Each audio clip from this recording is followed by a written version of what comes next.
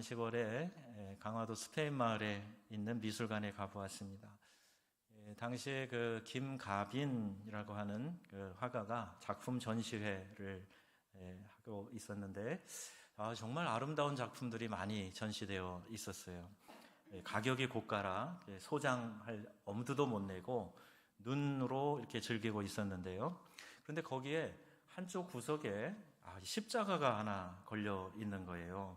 여기 언뜻 제가 우리 김종석 선교사님도 거기서 같이 만났고요. 십자가가 있어가지고 그것을 이렇게 유심히 보고 몇 번을 봤어요. 근데 언뜻 이 작품의 의미가 이렇게 마음에 확 와 닿았습니다. 제가 큐레이터는 아니지만 느낀 대로 그 의미를 이렇게 평가해서 작가에게 보냈고 사고 싶다 말을 했어요. 어떤 의미였냐면 이제 어둡고 이 혼란한 색상은 이 고난의 십자가를 이렇게 상징하는 것 같았습니다. 그리고 거기 이렇게 별처럼 노란 게 지금 잘 안 보이는데 그 노란 게 있는데 그 작가가 이야기하기를 그게 순금이래요.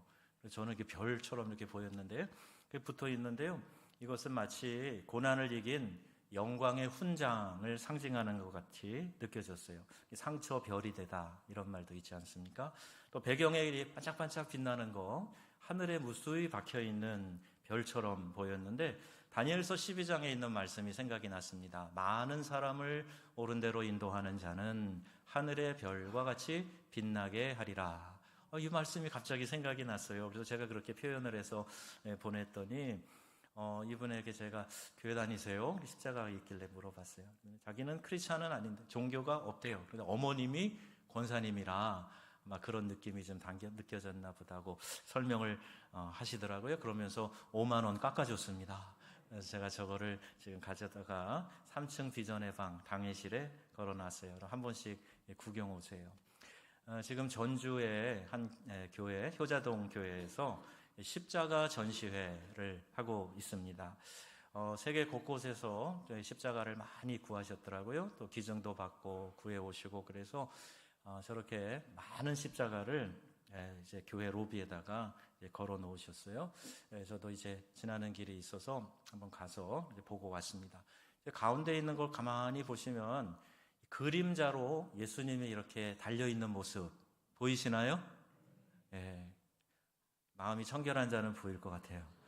그게 저렇게 빛을 비춰가지고 또 그림자로 구현하는 십자가도 있더라고요. 그래서 보면서 또 친절하게 또 은혜로운 설명도 이렇게 해 주셨습니다. 이렇게 다양한 십자가의 모양이 있는데 사실 십자가는 상징입니다. 무슨 상징이냐 하면 내 죄와 허물을 사하기 위해서 예수님께서 죽으신 사건, 그것을 상징하는 거죠.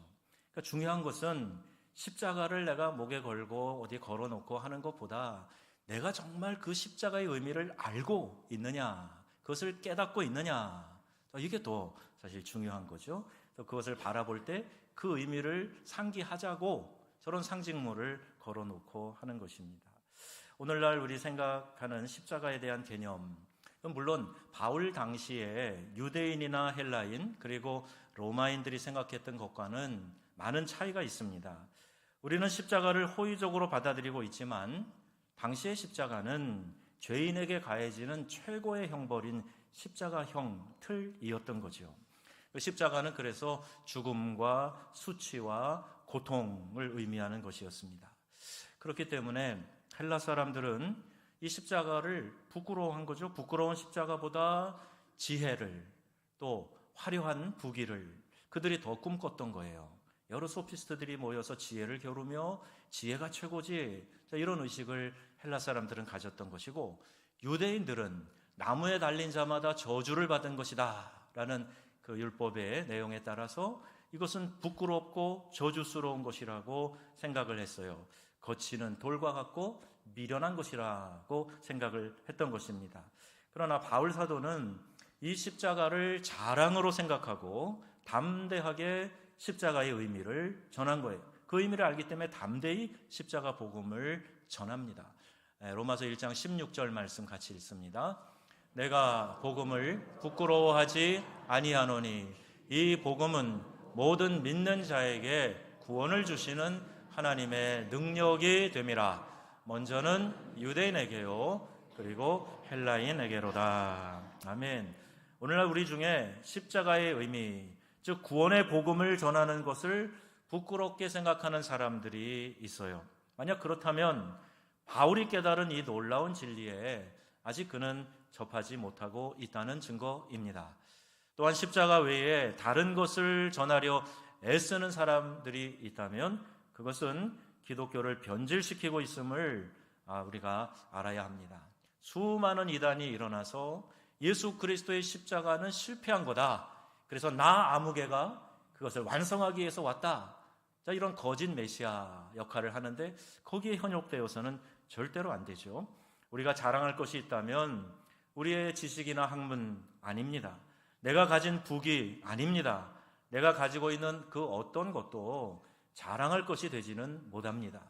여러분이 아무리 값비싸고 좋은 명품을 소유했다고 해도 그 물건이 여러분을 자랑하게 만들어주는 그것이 되지 못한다는 말이에요. 오직 자랑거리는 죄인의 몸으로 오셔서 십자가를 지시고 멸시천대를 받으시면서 돌아가신 이 주님의 십자가, 이것을 우리가 자랑하면서 살아야 합니다. 이 사실을 깨달은 바울은 이렇게 고백하지요. 빌립보서 3장 7절 8절 말씀입니다. 그러나 무엇이든지 내게 유익하던 것을 내가 그리스도를 위하여 다 해로 여길 뿐더러 또한 모든 것을 해로 여김은 내 주 그리스도 예수를 아는 지식이 가장 고상하기 때문이라. 아멘. 예수 그리스도를 아는 지식, 이것이 최고라는 거예요. 당시 엘리트 중에 엘리트였던 바울 사도가 이렇게 고백을 하고 있습니다. 우리가 왜 십자가를 자랑해야 됩니까? 그 첫 번째 의미는 십자가 속에 놀라운 하나님의 사랑이 있기 때문입니다. 놀라운 사랑이라는 것이 뭘까요? 나 같은 죄인을 위해서 예수님께서 하나님께서 그 사랑하시는 독생자 예수를 이 땅에 보내주신 것, 그 사랑을 말하는 겁니다. 예수님이 십자가에서 엘리 엘리 라마 사박다니 아람어로 절규하듯이 외치셨어요. 나의 하나님, 나의 하나님, 어찌하여 나를 버리시나이까. 늘 아버지라고 기도할 때마다 친근하게 호칭하던 아버지라고 부르지도 못하고 나의 하나님, 어찌하여 나를 버리시나이까. 이렇게 부르짖어 절규하는 아들의 호소에도 불구하고 그 아들을 죽음의 자리에 놓아두신 하나님 아버지, 우리를 얼마나 사랑하셨는가 하는 것을 여실히 증명해주고 있는 거지요. 죄인의 괴수 같은 나를 구원하시려고 외아들까지 십자가에 달려 죽도록 나를 사랑하신 그 하나님의 뜨거운 사랑, 이것을 또한 우리를 향하신 그 주님의 희생적인 사랑이 십자가에 있기 때문에 이 십자가를 자랑하지 않을 수 없다는 것이에요. 성경은 말씀합니다. 로마서 5장에 있는 말씀인데요, 6절 8절 다 같이 한번 읽어보겠습니다. 우리가 아직 연약할 때에 기약대로 그리스도께서 경건치 않은 자를 위하여 죽으셨도다.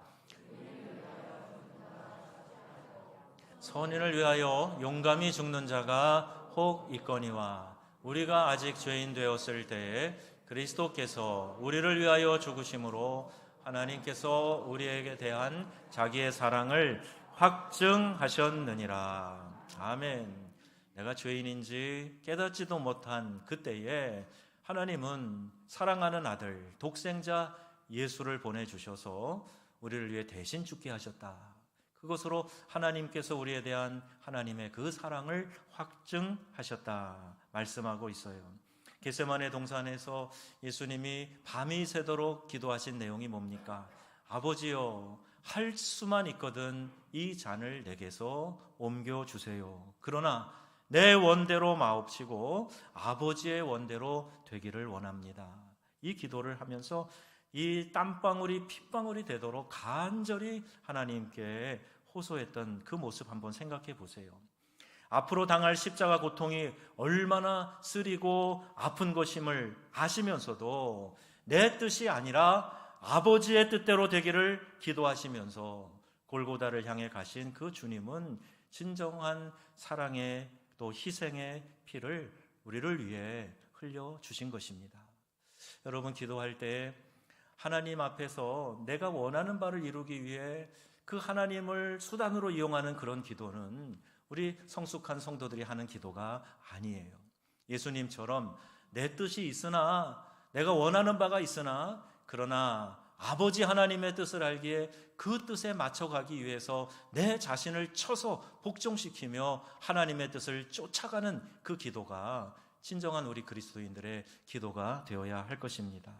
이 은혜를 아는 사람이라면 어찌 십자가를 전하지 않겠습니까? 내가 그 사랑을 받아 구원을 얻었고 그 사랑 때문에 영생을 얻었다면 나는 마땅히 십자가를 자랑하면서 살아가야 하는 것이지요. 주님의 십자가 자랑하기를 주저한다면 여러분, 내가 정말 하나님의 사랑을 깨달은 사람인가? 그 사랑을 받은 자인가? 한번 자신을 성찰해 보아야 됩니다. 여러분, 사람 사이에서도요, 정말 은혜를 베풀고 그 은혜를 받으면 어떻게 해서든지 기회가 되면 은혜에 보답하고 싶은 그런 마음을 갖는 사람. 우리가 인지상정이란 말도 하지 않습니까? 조금만 돌이켜보면 우리가 사람의 본을 자른다면 받은 은혜도 되돌려주고 싶은 마음을 갖기 마련인데, 하나님 앞에 이 무한한 사랑, 절대절명의 큰 사랑 내가 받았는데 어떻게 이 십자가의 복음을 자랑하지 않고 살 수 있단 말입니까? 그리고 찬송가 가사처럼 늘 울어도 눈물로써 못 갚을 그 사랑, 여기에 젖어서 살아가는 우리 믿음의 성도님들이 다 되시기를 바랍니다. 둘째는 십자가 안에 하나님의 능력이 있기 때문이에요. 성경 고린도전서 1장 18절 말씀합니다. 십자가의 도가 멸망하는 자들에게는 미련한 것이요 구원을 얻는 우리에게는 하나님의 능력이라. 아멘. 십자가의 도가 우리 믿는 구원받은 성도들에게는 하나님의 능력이라 말씀하고 있어요. 바울이 또 로마서 1장에서 이렇게 이야기합니다. 이 복음은 모든 믿는 자에게 구원을 주시는 하나님의 능력이 됨이라. 여기 능력이라는 말이 두나미스라고 하는 헬라어로 기록되어 있는데, 여러분이 아는 다이너마이트가 이 단어에서 나왔어요. 다이너마이트와 같은 위력, 이것을 말하는 거예요. 이 놀라운 폭발하는 힘이 있는 다이너마이트는 때로는요 어마어마한 파괴력으로 바위를 부수고 또 교량을 건설하고 하는데 사용되기도 합니다. 이 능력에 의해서 죄악의 강력한 진이 파괴되는 거예요. 우리의 단단한 옛 자아가 하나님의 능력, 이 두나미스에 의해서 무너지고 변화되어서 하나님의 자녀가 되는 것입니다. 여러분, 이것이 복음의 능력이에요. 고린도후서 10장 4절 말씀 같이 보겠습니다. 우리의 싸우는 무기는 육신에 속한 것이 아니요 오직 어떤 견고한 진도 무너뜨리는 하나님의 능력이라. 모든 이론을 무너뜨리며. 아멘. 우리 안에 여러분 어떤 생각이 딱 자리를 잡으면요 참 안 바뀌어요. 그래서 여러분 그런 속설이 있지 않습니까? 사람 절대 안 바뀐다, 이런 속설이 있고 아주 그 속설을 강하게 믿는 분들도 계세요. 하지만 이 십자가의 능력은 죄인을 의인으로 만들며 멸망당할 영혼이 살아나게 하며 옛사람이 새사람으로 바뀌어지게 하는 것입니다. 여러분, 이 능력은 지옥 갈 영혼을 하나님 나라로 가도록 바꿔놓으시고 자기만 위해 살던 사람을 십자가 밑에 나아가 은혜를 받고 이웃을 위해 살도록 바꾸어 놓는 거예요. 여러분, 이 능력은 지금까지 악을 따라 살던 사람을 선한 일꾼으로 바꾸어 놓으시고 게으른 사람을 부지런하게 바꿔 놓으며 싸움 잘 하던 사람을 화평한 사람으로 바꾸어 놓습니다. 이와 같은 십자가는 다양하게 우리의 삶에 변화를 줄 수 있는 능력이 있는 것이니 우리가 어찌 자랑하지 않을 수 있단 말입니까? 무엇이 핍박자 사울을 사도 바울로 만들었고 무엇이 베드로를 십자가에 거꾸로 못 박게 했으며 무엇이 보아너게, 울의 아들이라는 별명인데 사도 요한의 별명이에요. 다혈질과 혈기와 또는 이 정의감, 때로는 미움이 가득한 그를 사랑의 사도로 만드는 능력이 어디서 왔다는 거예요. 그럼 요한이 사마리아에서 전도할 때 하도 사람들이 안 믿고 강팍하게 하고 조롱하고 하니까 예수님, 하늘에서 불을 내려서 저들을 멸하게 기도할까요? 이렇게 이야기할 만큼 요한은 급하고 다혈질의 사람이었는데, 하나님의 성령의 역사로 그가 이 십자가 복음의 능력을 경험한 다음에 놀라운 변화를 갖게 됩니다. 그리고 그가 사랑의 사도가 돼요. 요한복음과 요한 1, 2, 3서 또 계시록 읽어보시면 거기에 사랑 이야기를 계속 이 사도가 하는 것을 보게 됩니다. 여러분, 오직 그리스도의 십자가만이 이와 같은 놀라운 변화를 가져올 수 있게 합니다. 그렇기 때문에 예수님이 말씀하세요. 내가 곧 길이요 진리요 생명이니 나로 말미암지 않고는 아버지께로 올 자가 없느니라 말씀하고 계시는 겁니다. 예수님만이 우리의 구원을 위한 유일한 길이 되신다는 거예요. 유일한 진리가 되시고 생명이 되신다고 말씀하고 있습니다. 그럼 이 말씀의 근거에서 다른 어떤 변질된 복음에 미혹되지 마시기를 주님의 이름으로 축원합니다. 예수 그리스도만이 유일한 구원의 길이시다. 이 능력으로 우리를 구원하셨다 말씀하고 있어요. 십자가 밑에 나올 때만 영생의 축복이 약속되어 있습니다. 만일 여러분이 십자가 밑에 나와 죄를 용서받고 의인의 반열에 서 있다면 여러분은 담대하게 그 십자가를 자랑하며 살아가시기를 바랍니다. 세 번째로 십자가를 통해서 내가 다시 태어났기 때문이에요. 한 번 태어났다가 죽으면 영원한 사망에 들어가게 됩니다. 그러나 물과 성령으로 거듭나면, 다시 태어나면 죽음을 통과한 후에 영원한 생명을 얻게 되는 것입니다.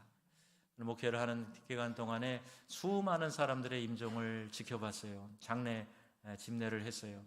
그러면서 우리의 인생은 언젠가 하나님 부르시는 때가 있구나 하는 생각을 자주 합니다.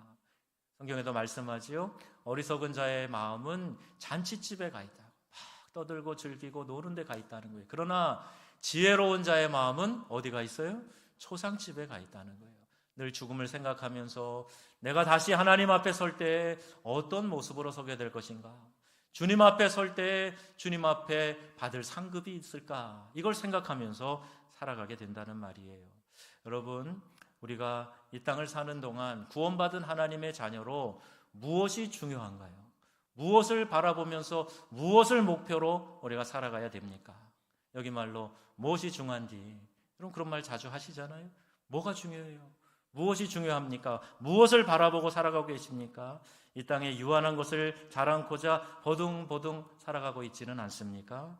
영원한 생명을 얻기 위해서 예수 그리스도를 구원자로 모시고 영생을 얻는 것이 그 무엇보다도 중요합니다. 여러분 안에 그리스도 예수가 생명으로 계십니까? 여러분 예수님을 구원자로 모셔드리셨습니까? 여러분 구원의 확신이 있으십니까? 지금 이 세상을 떠난다고 해도 천국에서 깨어날 것을 확신하십니까? 그 복음을 내가 가지고 있다면 이 십자가 복음을 증거하고 자랑하는 그러한 삶을 살아가야 한다. 2000년 전에 우리 주님께서 십자가를 지셨어요. 그런데 그 십자가를 믿는 사람도 이미 그와 함께 세상에 대해서 죽은 자가 되었다 말씀하고 있습니다. 갈라디아서 5장 24절 말씀 같이 읽겠습니다. 그리스도 예수의 사람들은 육체와 함께 그 정과 욕심을 십자가에 못 박았느니라. 아멘. 예수 그리스도와 함께 이미 나는 장사 지낸 바 되었다는 거예요. 나의 정과 욕심, 교만과 혈기, 내 자아, 고집, 이 모든 것들이 예수님과 함께 십자가에서 장사 지낸 바 되었고, 나는 죽고 이제 내 안에 예수께서 사시고 예수께서 나를 구원하신 이 복음을 끝날까지 증거하는 것, 그것이 우리의 삶의 가장 중요한 목표인 것입니다. 바울은 그리스도를 아는 지식이 가장 고상하기 때문에 자신의 육체적인 모든 것들을 다 배설물처럼 버린다 이렇게 말했어요.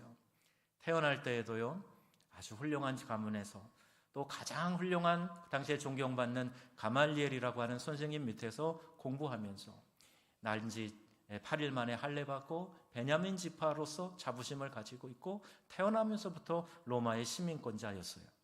그러니 그는 육체로 자랑할 것이 많이 있었습니다. 그런데 예수 그리스도를 알게 되고 예수 그리스도의 십자가 복음의 능력을 경험한 그 다음에는 그 모든 것들이 자신의 육체의 모든 자랑이 다 배설물처럼 여겨지더라 하는 고백이에요. 여러분 아침에 화장실 다녀온 다음에 안녕 하고 여러분 화장실 안을 쳐다보는 분 계십니까? 빨리 보기도 싫어서 내려버리는 게 배설물 아니에요? 그런데요, 자기가 가지고 있는 이전의 그 모든 자랑거리, 이것이 다 배설물처럼 여겨진다. 이렇게 바울은 고백하고 있는 겁니다. 그런데 우리는 여전히 주님을 만났다고 하면서도 허탄한 자랑에 빠져서 그 자랑 경쟁하다가 마음 상하기도 하고 더 자랑할 것이 없는가 늘 전전긍긍하는 그런 삶을 산다면 십자가 복음의 능력을 정말 내가 체험하고 이것을 증거하는 삶을 살고 있는가 내 자신을 돌아보아야 합니다. 로마서 6장 3절에 이렇게 말씀하고 있어요. 무릇 그리스도 예수와 합하여 세례를 받은 우리는 그의 죽으심과 합하여 세례를 받은 줄을 알지 못하느뇨. 이는요, 그리스도의 사람들은 누구든지 육체의 일을 자랑하지도 못하고 또 자랑할 필요도 없다, 자랑할 수도 없다 하는 것을 우리에게 가르치는 내용입니다.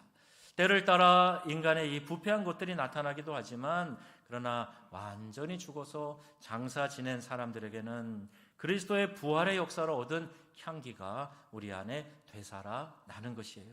이 향기가 아름다운 찬송으로 때로는 감사의 노래로 표현되어지는 것, 이게 함께 예배하는 겁니다. 하나님께 영광을 돌리는 거예요. 나는 하나님을 영화롭게 하는 삶을 살겠습니다 하는 인생의 목표를 여러분이 깨달으신 다음에도 예배를 소홀히 하고 찬송할 기회, 감사할 기회를 놓쳐버리고 그러면 정말 하나님을 영화롭게 하는 삶을 살고 있는가? 한번 우리 스스로 생각을 해봐야 되겠지요. 여러분 이 봄에 우리를 오라 그러는 데도 많을 거예요. 가고 싶은 데도 많을 거예요. 그러나 여러분 하세요. 그런데 우선순위를 하나님 앞에 예배하고 하나님을 영화롭게 하는 데 두시기를 주님의 이름으로 축복하며 권면합니다.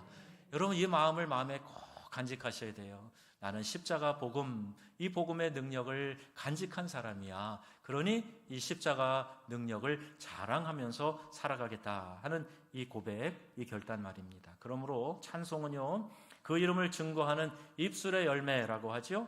우리 기독교 2000년 역사를 보면 한 시대에 십자가를 자랑하는 것보다 예배당, 교회당 건물을 자랑하고 아니면 어떤 인간을 자랑하고 아니면 어떤 업적을 자랑할 때가 많이 있었어요.